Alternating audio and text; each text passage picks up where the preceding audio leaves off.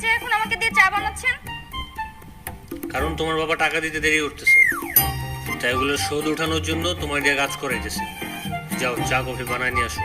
আর হ্যাঁ, যদি চা বানাইতে না পারো তাহলে ইউটিউব থেকে দেখে শিখানো যাও। চা আমি এমনিই বানাইতে পারি।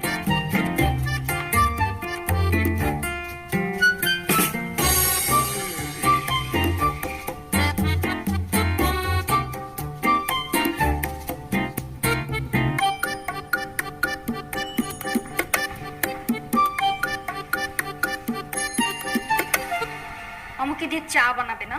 আমাকে তো বাড়ির বউ পাইছে।